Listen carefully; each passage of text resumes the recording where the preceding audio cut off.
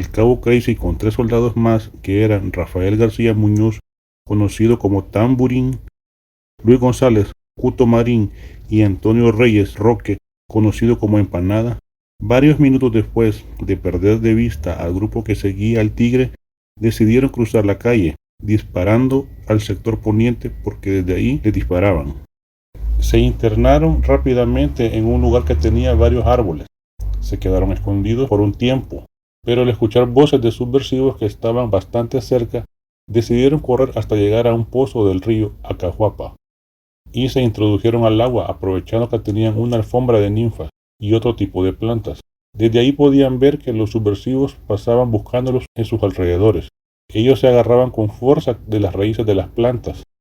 Prácticamente enterraban las uñas donde fuera posible, lo cual no era nada fácil debido al peso del cuerpo y el equipo, y solamente mantenían fuera del agua los ojos y nariz.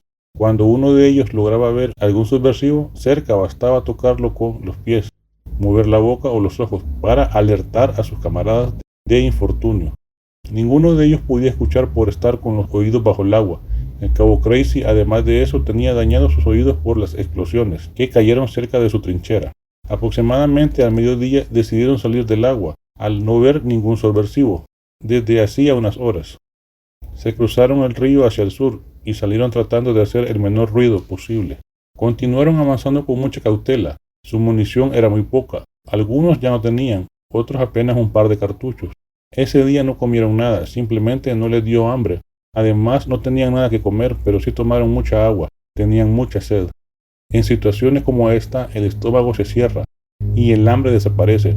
En el trayecto casi nadie habló, solamente lo necesario. Al oscurecer, buscaron una pequeña elevación que les diera cobertura. Poco a poco se fueron acercando y comenzaron los comentarios entre ellos. Gracias a Dios salimos de esta. Ojalá no nos topemos con subversivos en el camino. ¿Qué habrá pasado con mi teniente? ¿Lo habrán matado? ¿O se lo llevaron para torturarlo? ¿Qué le van a decir a nuestras madres en la brigada al no encontrarnos? ¿Nos estarán buscando? Después de estos y otros comentarios e interrogantes, la desilusión invadió sus cuerpos de golpe. Bastó para que uno de ellos sollozara para que los demás lloraran. Se abrazaron como verdaderos hermanos y juntos derramaron lágrimas de guerreros, lágrimas de mucho valor. Aquella olla de presión que tenían dentro de su cuerpo daba su primer hervor. Nadie durmió a pesar de que había establecido un rol para hacer guardia. Esa noche, después del combate, juraban que habían oído una voz que gritaba, una voz muy grave, la voz del verdadero diablo, vestido de rojo, disparando frente a su trinchera. En la mañana decidieron caminar ocultándose en los arbustos y no avanzar en las partes sin vegetación. Pero hay algo inevitable, es el hambre. El estómago les exigía algo de comida. Era más que necesario porque el día anterior no habían ingerido nada, solamente agua. En ese sector no encontraron árboles frutales. Al levantar la vista, uno de los soldados vio en la rama de un árbol se había estacionado un sopilote. «Ahí está nuestro almuerzo», dijo uno de ellos. «Pero si disparamos vamos a hacer mucho ruido», dijo con desilusión Tamburín. «Tengan fe, ya van a ver. Ese sope es de nosotros», respondió con mucha seguridad Empanada. Empanada aún tenía unos cuantos cartuchos. Le quitó con sus dientes el plomo a un cartucho, le sacó la pólvora, dejándole una mínima parte. En lugar del plomo le puso un pedazo pequeño de una rama. Se le acercó lo más que pudo al sopilote y su disparo casi no se escuchó, pero vieron caer al ave carroñera al piso papaloteando y muriendo de la herida en la cabeza.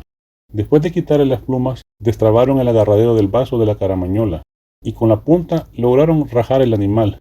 Lo lavaron en una poza de una quebrada cercana. Ahora surgió el interrogante. ¿Dónde y cómo cocinarlo? Pues no tenían nada, fósforos, ninguna casa cerca, además estaban escondidos del mundo, no querían que nadie los viera, solamente sus camaradas del ejército.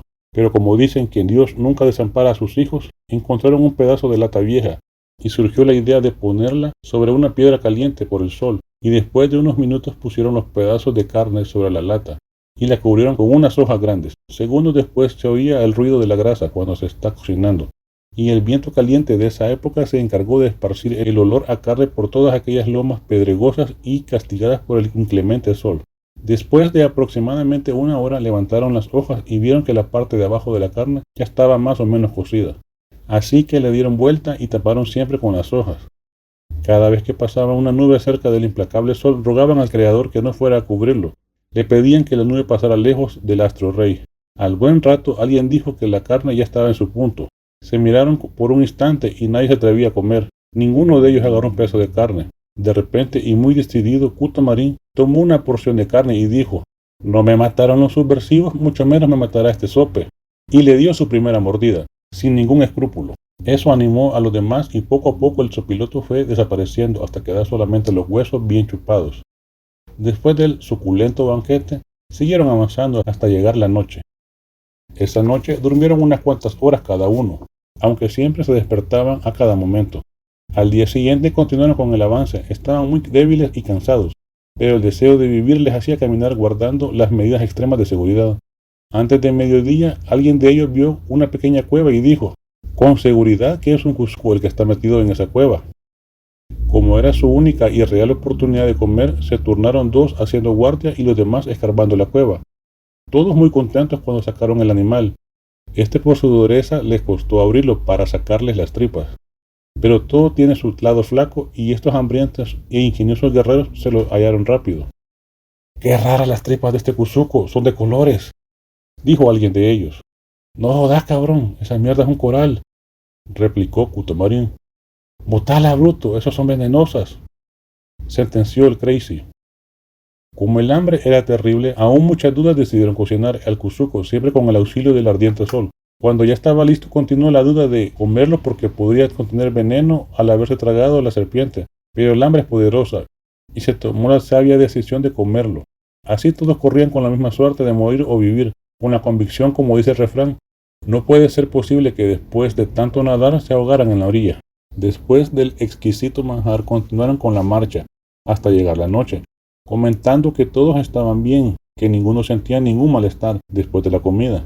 De igual manera, esta noche durmieron pocas horas, despertándose a cada momento. Después de 3 días de deambular por esas serranías y vaguadas desoladas, llenas de misterio y peligros, subieron a una loma y se quedaron observando por un largo momento. Calculaban que estaban cerca de alguna población o base amiga. Tamborín le pregunta a Crazy: «Mira, Crazy, ¿y aquí en qué dirección agarramos?»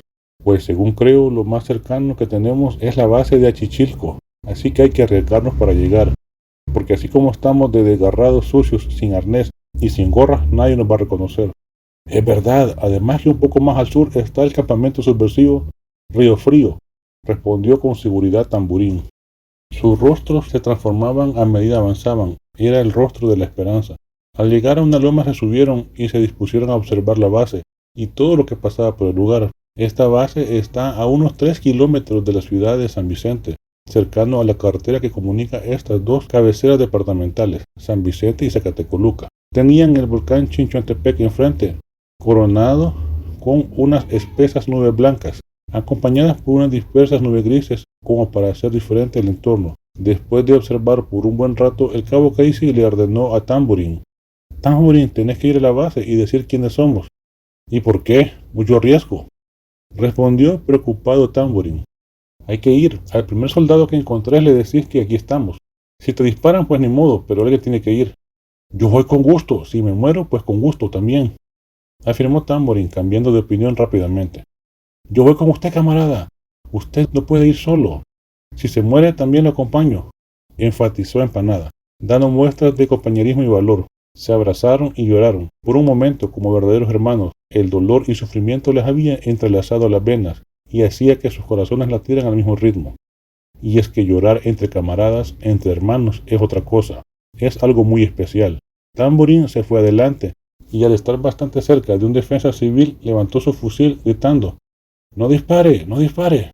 Después de que mataron a los de Quebrada Seca, «Te venís a entregar, teremo hijo de puta», le respondió pegándole una patada en las costillas. «¿Por qué lo golpeás? El hombre se está entregando, cálmate», dijo uno que en su uniforme tenía unas jinetas.